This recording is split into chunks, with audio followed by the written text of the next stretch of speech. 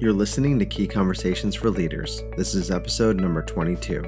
Welcome, everybody. In today's episode, we're going to be talking about how to get out of your own way by mastering your mindsets with Dr. Ryan Gottfredson. We'll be covering brain science as the future of leadership research, the 4 innate desires of leaders, and shaping culture by shaping mindsets, and much, much more. If you look at the major successes and the massive setbacks you've had in your career, they can all be traced back to conversations you either had or didn't have. In fact, your future and that of your company is determined by the quality of conversations you have with your team, your customers, and yourself. And that's what this show is about.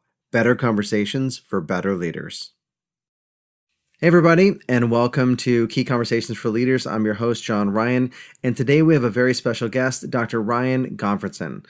Ryan is a mental success coach and cutting-edge leadership consultant, author, trainer, and researcher. He is currently a leadership and management professor at the Mihaylo College of Business and Economics at California State University-Fullerton. He holds a Ph.D. in organizational behavior and human resources and is the author of Success Mindsets, the key to unlocking greater success in your life, work, and leadership. Welcome to the show, Ryan. Hey, thanks for having me on, John. I've been really excited for this. Excellent. Thank you. I want to begin by asking, why is it that mindsets are so foundational to success? Man, you're getting right into it. I love it. The way that we describe mindsets is our mental lenses that shape how we view the world. And I think a lot of people see mindsets as kind of being this fluffy, almost ethereal concept. Yeah, we all need to have good mindsets, but where's the substance behind it? And so when I talk about mindsets, I feel like that's my job, is to bring the substance behind mindsets. Not that it's anything I've created. I'm just tapping into both psychology and neuroscience and what they're saying the role our mindsets plays in terms of we operate. And so the basic idea is, since our mindsets are these mental lenses, how we see the world, that shapes how we think, learn, and behave. So, for example, when we think about this COVID-19 shutdown that we've all been going through, we've seen people who have seen this as though the sky is falling. We've seen other people who see this as a unique opportunity to learn, grow, develop, and push forward.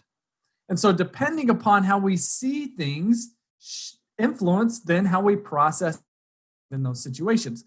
But the reality is that even though we describe our mindsets as mental lenses, they are literally neural connections in our prefrontal cortex that shape how we, take in information, how we interpret that information, and then based upon the information that our mindsets filter in and how we interpret it, that is what activates the different elements about ourselves, like our different personality traits, our skills, our talents, so that we can navigate the situations that we encounter.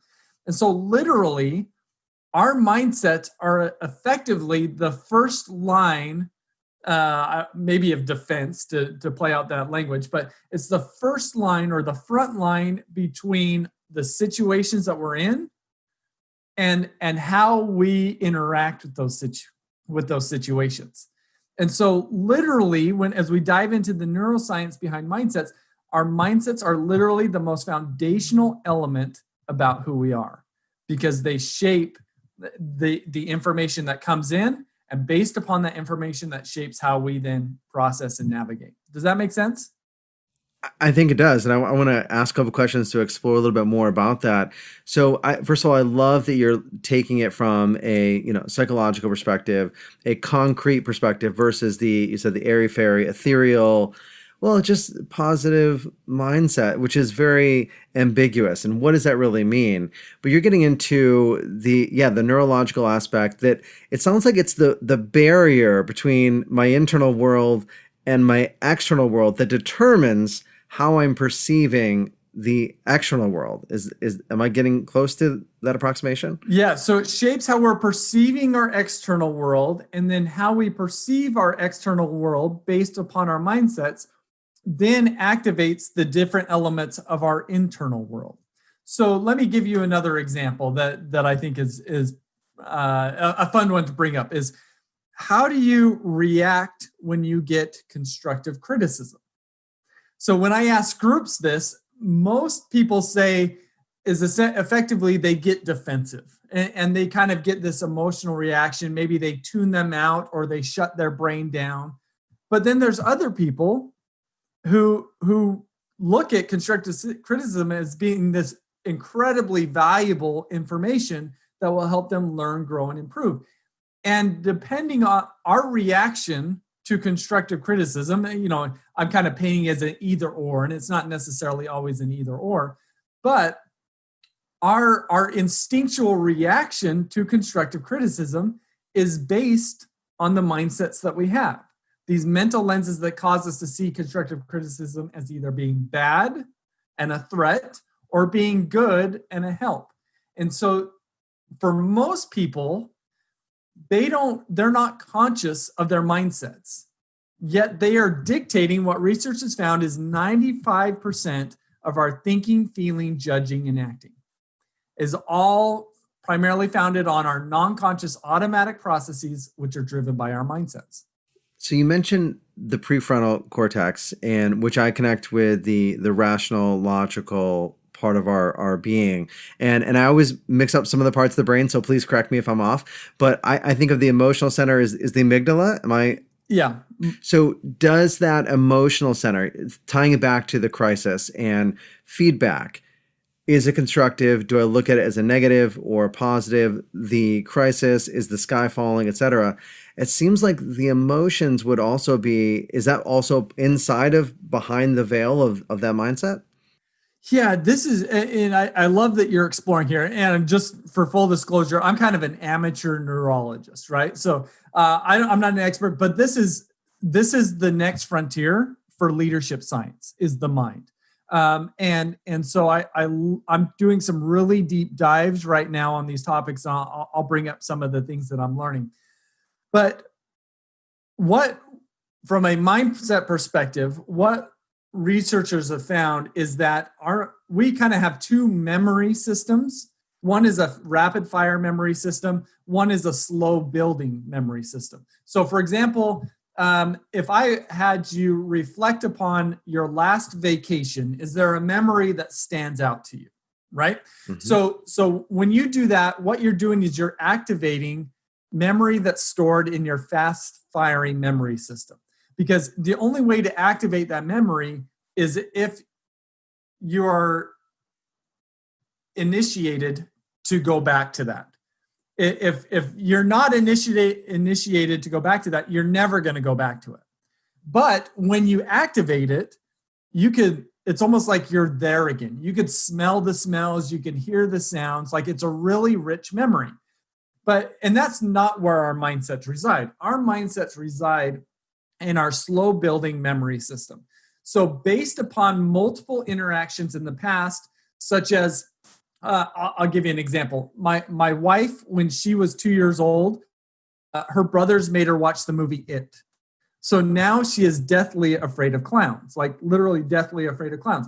I grew up in Utah going to rodeos in the summer, and I see clowns as being these fun rodeo people. So when we see clowns, what's going on is we're activating this slow binding memory system of past experiences that has caused us to see those pieces of information in unique ways.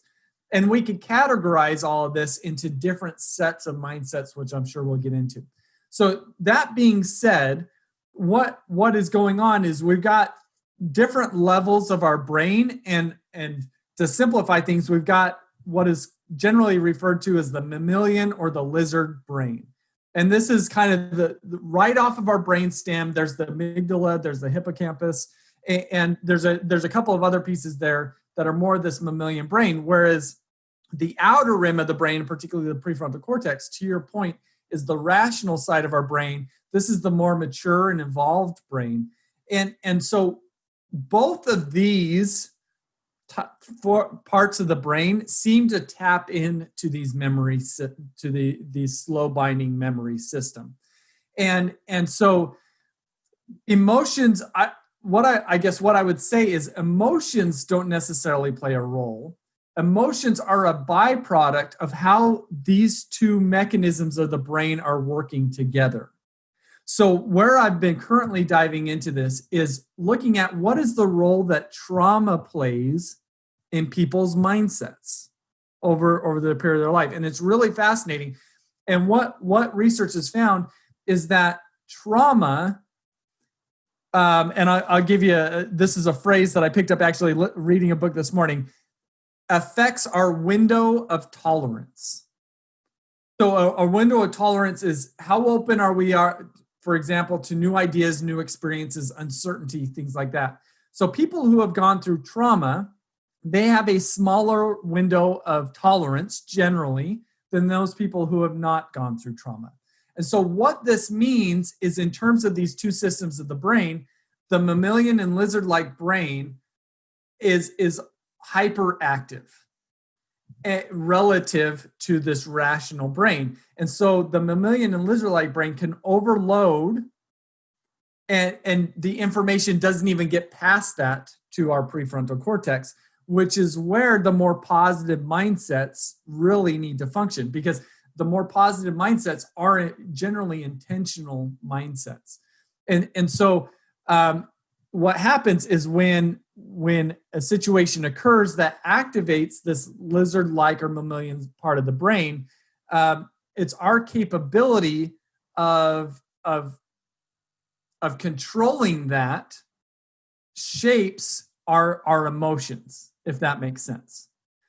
So it's our emotions don't necessarily shape our mindsets. It's this lizard and mammal-like brain that then activate emotions and activate the degree to which we can control those based upon kind of the strength of our lizard brain to our more rational brain. And if those aren't in balance effectively, then we're going to have a really hard time with regards to being intentional with our mindsets. Having trauma and having an overexcitability of the lizard brain and the mammalian brain, then what that does is it gives you less ability to use your rational frame of mindset from the prefrontal cortex to make conscious decisions. And you're actually probably more being reactive than analytical, I think, at that point in time. Yep. And the way that I would just say it slightly differently is we're being reactive as opposed to thoughtfully responsive. Thoughtfully responsive. I didn't want to say proactive, but yeah, that's a great way to say it. So thoughtfully responsive. Now, in your research, because it sounds like a lot of this is really below the surface, right? It's the iceberg and all these things are happening. Can we shift our mindsets over time? Can we consciously shape them? This is why I love focusing on mindsets. So if we've got if we look at all the different attributes about ourselves and we stack them up in order of, at the bottom, really unstable traits, and at the top is really stable traits. So at the bottom, we'd have things like emotions and moods and attitudes, because those are things that we could change really quickly.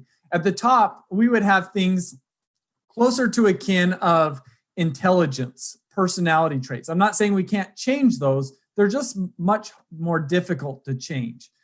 And I would say that most leadership development focuses on those top levels, which are actually things that we can't really change over time. That we're just limited. And those are what we call our innate traits. Mindsets fall in the middle. So these are semi-stable traits. We can change them. They're not as easy to change as moods and emotions, but once we do change, they have a tendency to stick around for a while. And these are what we call our learned traits. And so I love focusing on mindsets, because as we develop our mindsets and improve our mindsets, not only does that enhance ourselves right there, but then it enhances our ability to more effectively tap into our innate traits. So for example, there's some people who consider charisma to be an innate trait, a personality attribute. Well, who's going to be more effective? Somebody that is charismatic and has an open mindset, or somebody who's charismatic and has a closed mindset? Well, the person is going to be more effective. So we get more out of who we are as we improve our mindset. So I think that mindsets it's not the only thing to focus on in terms of development, but it is probably the most important element. And at the same time, it's probably the most overlooked element. I'm loving where you're saying it. So the stable, unstable sounds like it's like unstable, like a negative way, but it really means more. It's more malleable, changeable, Yep. but the impact is less. So the more stable you go, the more permanent, the more relatively fixed it is in a shorter term. But the mindset, it sounds like that's in that sweet spot where it's actually shiftable and actually can allow you to multiply or amplify what you have from an innate the stable level of the spectrum too. Is that? Yeah, let me give you an awesome example of an experiment that was conducted. So in this experiment, they took a group of financial professionals and exposed half of them to a 3-minute video about how stress is debilitating. The other group saw a 3-minute video about how stress is enhancing. Both of these videos were based on science, and they're both designed to activate different neural connections, mindset neural connections in their prefrontal cortex. And then what they did is they tracked their engagement, their performance, and their blood pressure over the next 2 weeks. And what they found is those that saw the 3-minute video about how stress is enhancing had higher engagement, higher performance, and lower blood pressure. So this is an example of a 3-minute intervention, a 3-minute video shifted mindsets that affected their attitudes, their performance, and even their physiology. And we can't expect this to continue in the long term after one single intervention. So we could see it in 2 weeks. But if we want to make longer term shifts in our mindsets, all we need to do is engage in similar interventions on a repeated basis over time. And as we do that, what we're doing is we're hitting the gym for our brain, and we're activating and strengthening our positive mindsets so that in future situations, when we encounter a situation, we're much more prone to filter that through our positive mindsets, these strong, more quickly firing neural connections, than our less or slower negative mind. That's a great example. That study, that's amazing. I can't believe, really, it blows my mind. The 3-minute video had that level of impact. And like you said, it's not like it's going to be forever, but you have to reinforce that. So in your research, it sounds like consistent development and active, intentional developing of that mindset is important. What percentage would you say that people have like naturally occurring positive success mindsets? So I have a mindset assessment that people could take. I think you've taken this, right? So Yes. I've had about 11,000 people take this mindset assessment, and we look at 4 different sets of mindsets, and all 4 of these sets of mindsets I focus on these sets because these have been studied for 30 plus years, right? There's other mindsets that are out there, such as abundance and deficit mindsets, which I love the concepts behind them. I just got zero research backing on them, right? So the 4 mindsets that I focus on are research backed. So across these 4 sets of mindsets, what I've found is that only 5% are in the top quartile for all 4 sets of these mindsets. Meaning 95% of us have got significant work to do with regards to our mindsets. And I would even say that probably half have multiple mindsets on the negative side. And so this is where I love focusing on mindsets because, one, I think we undervalue them. We don't understand the foundational role that they play. And so we've kind of talked through some of that. But then the next question becomes, well, what mindsets do I need to have to be successful? And do I have those or not? And so then we start talking about what mindsets are out there, what mindsets they need to have. And then as they take the mindset assessment and learn about these mindsets, what individuals are doing is deepening their self-awareness at a level that's probably deeper than they've ever gone before.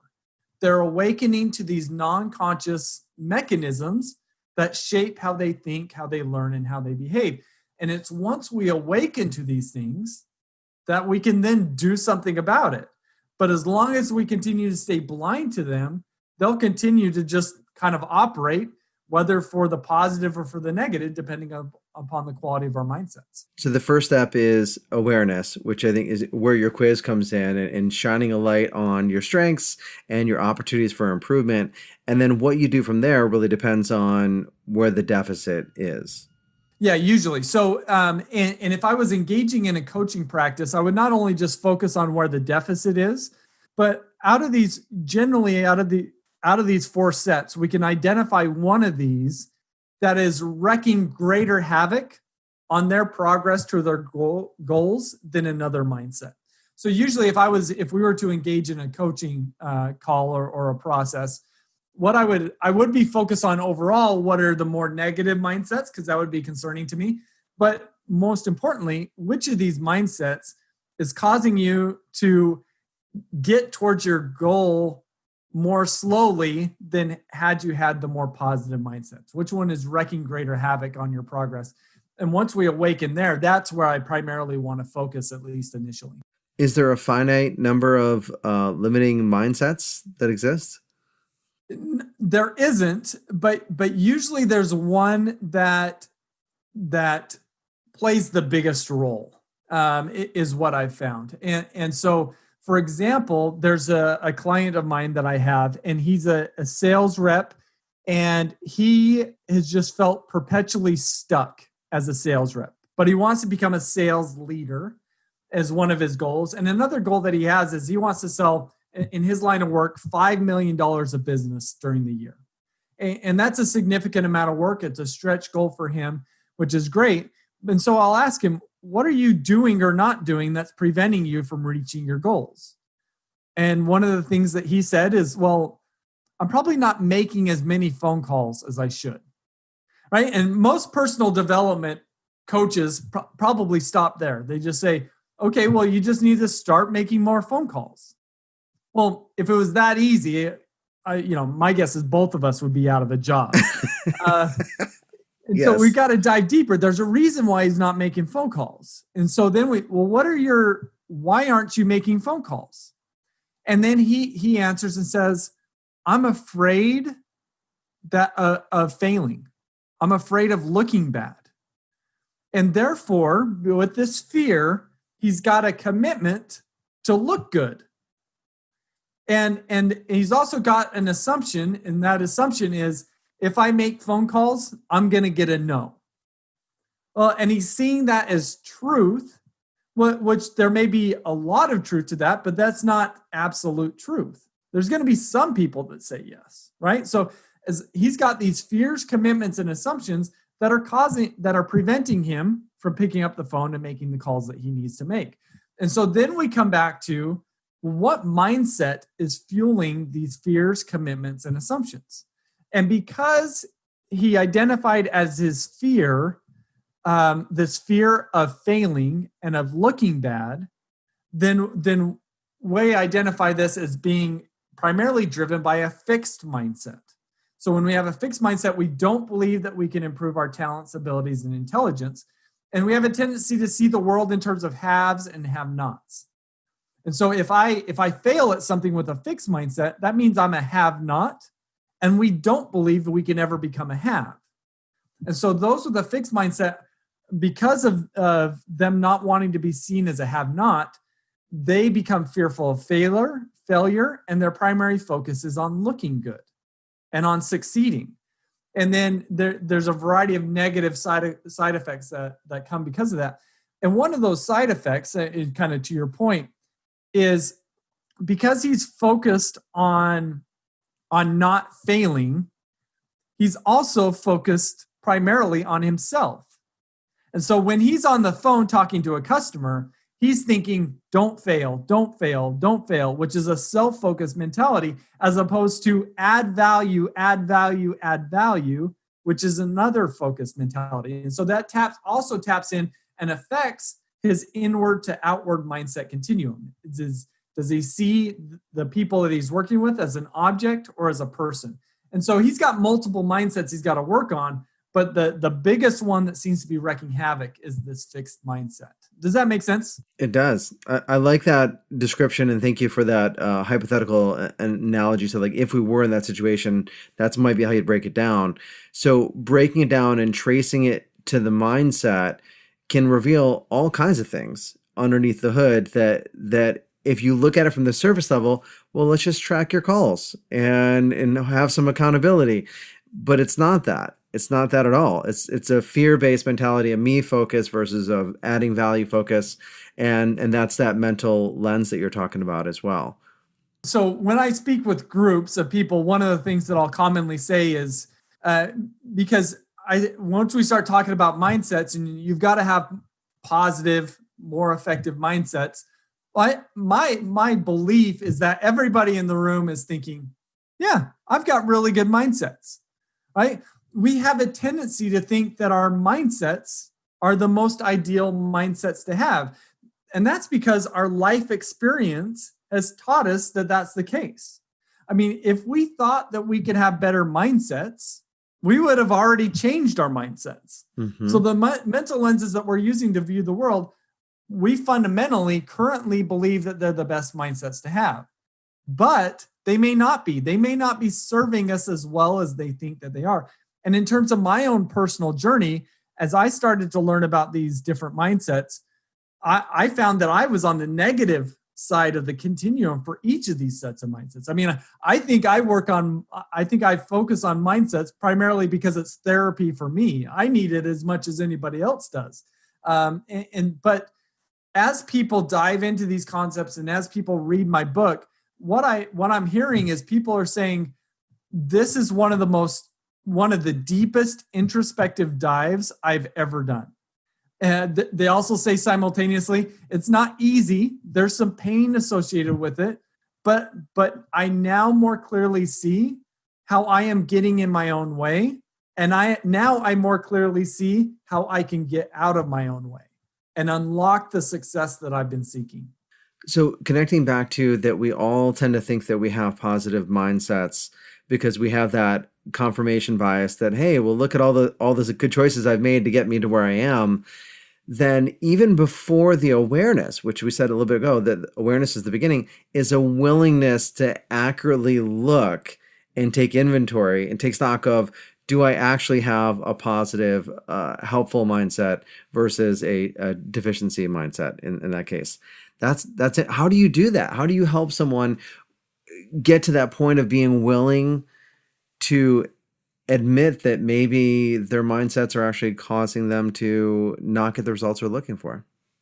Yeah, this is one of the reasons why I'm doing a lot of research around trauma, because what research on trauma says is that people who have experienced trauma, which is a much higher percentage than what we would like to think. For example, 1 in every 4 women have been abused in their life. Right. So, and that's abuse. That's not neglect, which is also a very traumatic thing, and a wide variety of other things. So, so a lot more people have gone through trauma than we would like to think. And what research on trauma has found is trauma generally, as a way of coping with that trauma, they shut down elements of their brain that allow them to actually do that introspection. And so there's a certain percentage of the population where they avoid any invitation to introspect, right? So there's that group of people, and I'm wanting to learn is, how do we reach them?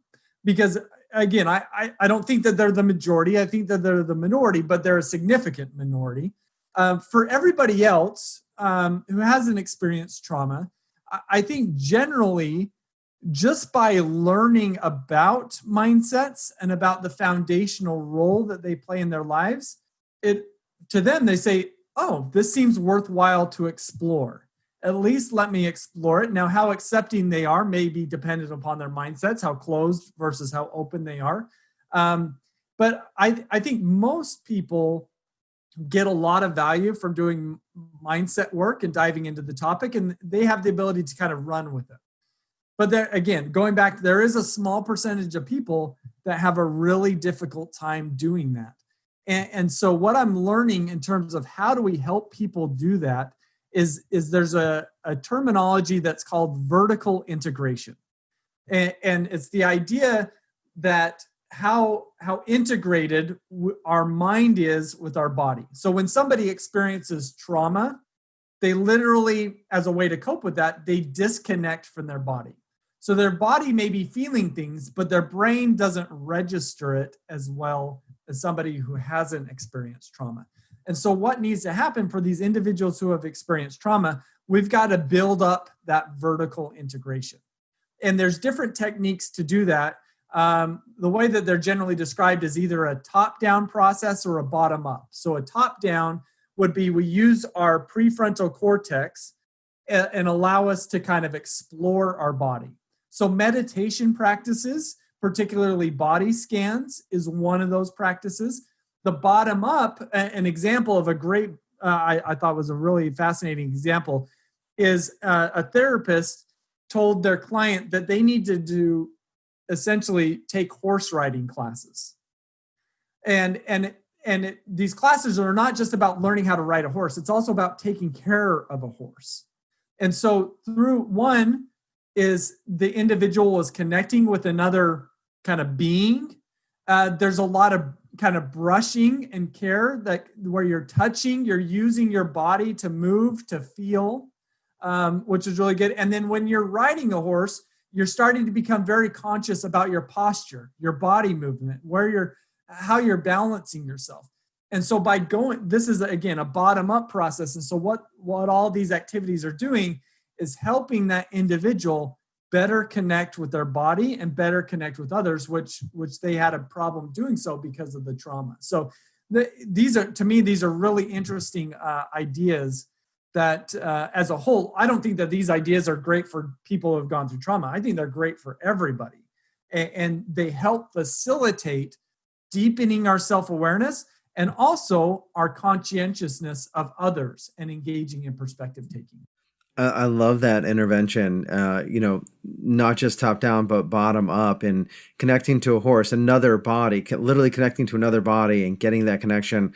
I don't know if you, psychologist Dr. Tom Miller has the metaphor, which goes all the way back to the elephant and the rider and the horse and the rider. And it's your unconscious mind. Like the horse in that moment becomes your non-conscious, subconscious, unconscious mind. And you're creating that connection with yourself, plus the endorphins, the oxytocin, and all that stuff that's getting released as well. So very, very cool stuff. So for most people, they don't necessarily need to have, so yes, benefit for doing that. There's a benefit and it externalizes the mind-body connection. But if you have that trauma in your past, then probably even more so prescribed. For sure. Yeah. So, I mean, as a whole, what mindfulness does for all of us, regardless of where we're at, it enhances our windows of tolerance, right? So it allows us greater capacity to take in maybe alternative perspectives, different ideas, and not be triggered by them. That we're able to sit with them, be present in the moment, and be aware of our own feelings as we're experiencing that information. So mindfulness practices as a whole, I think, have huge benefits for everybody, regardless of whether it's trauma or not. It just happens to be that people who have experienced trauma, they need it more severely than the rest of us. But we can all significantly benefit from that.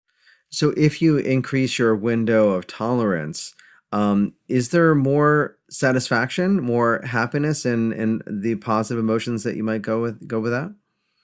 Well, it's a more grounded approach. So I think as a whole, it allows us to be more intentional about then creating greater well-being for ourselves and to make sure that we're putting ourselves in the situations that bring about that greater well-being. And so, I think it's, as a whole, what we're doing is we're creating greater capabilities of navigating situations effectively. Another way of saying that is we are enhancing our agility and our future readiness, because it allows us to take in these new ideas and new perspectives. And if it adds value, we adjust. If it doesn't, we say, okay, that's nice. And we keep going on our way. It's the people that have a hard time being agile and future ready is they take in information, and because it's new, that they kind of resist it because it seems scary, it seems difficult, just because they're unfamiliar with that. Goes back to the lizard fear response and things like that. Every new idea that you bring in, I can see you doing a full day workshop just on agility and future readiness. Like that's a whole focus in of itself. But I think we'll keep our focus here for a moment and just in this one. When people are in a job where they're stressed, because what job doesn't really have stress? I know that you've indicated in your research, you found that people are actually quite often they'd rather have another boss than actually more pay or something to that effect. Is it so interpersonal versus financial? Like, how does that resolve itself? Like, how does that work? Well, it's interesting, right? So let me give you some other leadership statistics. So you mentioned 65% would prefer to have a new boss compared to more pay. 75% of employees say that their boss is the worst and most stressful part of their job. 82% of employees state that they can't trust their manager to tell the truth, right? So employees' experiences with their managers are generally negative as a whole. I'm not saying that all managers and leaders are bad, but the thing that's really interesting to me, because organizations bring me in to work with their leaders and managers, and I know these statistics, and I'll ask these leaders and managers, are you doing the best that you can in your job? And all of them say yes. And then I throw out these statistics and I make the connection. Look, for many of us, our current best is having negative effects on the people that we lead. And why is that? Right? And that's when we start to talk about mindsets and self-awareness. Because at the core, what is going on, what would lead a manager's best to have negative effects for the people they lead is they've got more of the negative mindsets, which are actually self-protecting mindsets. So I'll give you 4 desires here. And I think that all leaders feel pressure to espouse these desires. A desire to look good, be right, avoid problems, and get ahead. Right? I think all leaders kind of feel pressure to look good, be right, avoid problems, get ahead. Because who wants to look bad, be wrong, have problems, and get passed up? Well, nobody, right? So these desires are really easy to justify. But when we look at these desires, where is the focus? It's on ourselves. How do we look? Are we right? Do we have problems? Are we getting ahead? And all of these desires are attached to the 4 negative mindsets that I focus on: fix, close, prevention, and inward. And so many individuals, leaders in particular, when we have these negative mindsets, these negative desires, we are effectively in self-protection mode. And to go back to your original question, is when we feel stressed, what's our natural inclination? It's to be like a turtle that pulls our head in our shells and self-protect, right? So when COVID-19 happens and all this shutdown occurs, stress goes up, most people are inclined to actually take on more of the negative mindsets. But what we need to do is we need to be much more intentional about our mindsets and their associative desires. So instead of having a desire to look good, we should have a desire to learn and grow, which may mean at times that we have to look bad as we're learning and growing. Instead of having a desire to be right, we should have a desire to learn and grow, which means at times we're going to have to be wrong. Instead of having a desire to avoid problems, we should have a desire to reach goals, which generally means we're going to have to wade through problems. Instead of having a desire to get ahead, we should have a desire to lift others, which means at times we're going to have to put ourselves on the back burner. And so these 4 positive desires are associated with the 4 positive mindsets: growth, open, promotion, and outward. And what happens is that if we could stay with these positive desires, we're keeping our neck out of our shells, which allows us to rather be in self-protection mode, be in organization advance mode or in contribution mode. And it just takes being intentional to get there. Well, 1, self-awareness, and then 2, intentionality to get there.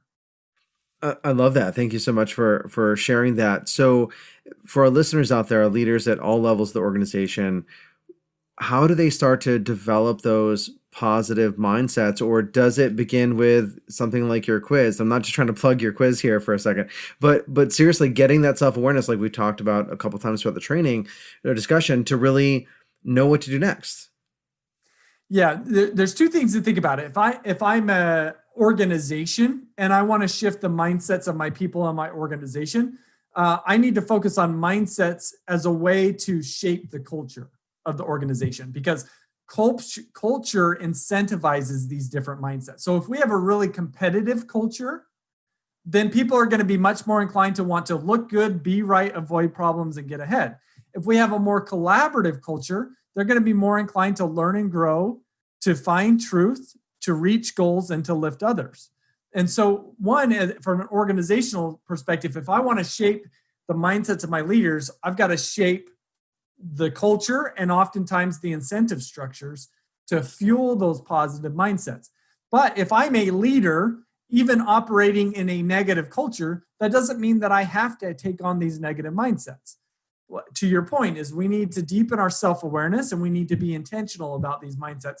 And what I found is that the mindset assessment that I have, again, it's free on my website if anybody wants to take this, but what it does for individuals is it brings some objectivity to their introspection. It's kind of, here's where you are relative to 10,000 other people. And then what that does, right, is it makes it a little bit more concrete for them. And it at least gets us a foot in the door for making the shifts that we need to internally to become the person that we want to be to our external world. And so it's definitely a foot in the door. It's one tool that's designed to deepen our self-awareness. And then there's some other resources involved if people take the assessment where here's some activities they can engage in if they want to work on shifting their mindsets. Fantastic. Dr. Ryan, thank you so much for being here and spending the time with us. So would you mind sharing this? What's the best way for them to find that assessment and to stay in touch with you and to find out more about your work? Yeah, thanks for asking. My website's the best place to go, ryangottfredson.com. You'll see a link really quickly to the free mindset assessment. If you want to do some deeper mindset work, of course, on my website, you'll find my book, and I have a bunch of free promotional giveaways. I've got a tool called a digital mindset coach, which are designed to be regular interventions designed to activate and exercise these positive mindsets. And I've got an online course called High Octane Mindsets for the people that really want to do some deep transformational work. So that's the best place to go. Next best place would be, if you want to connect with me, LinkedIn is probably the social media network where I'm the most active. Wonderful. Thanks again so much, and congratulations on all your continued success. Yeah, thanks for having me on, John, and thanks for the great questions. Thank you. To connect with Ryan, again, check out ryangottfredson.com. I'll put links in the show notes. And until next time, develop yourself, empower others, and lead by example. Thanks for listening to Key Conversations for Leaders with your host, John Ryan. If you enjoyed the show, be sure to subscribe, and please let us know. Give us a rating or write a review. If you have a question, send me an email to john@keyconvo.com. And if you haven't already, connect with me on Twitter @KeyConvo or on LinkedIn under John Ryan Leadership.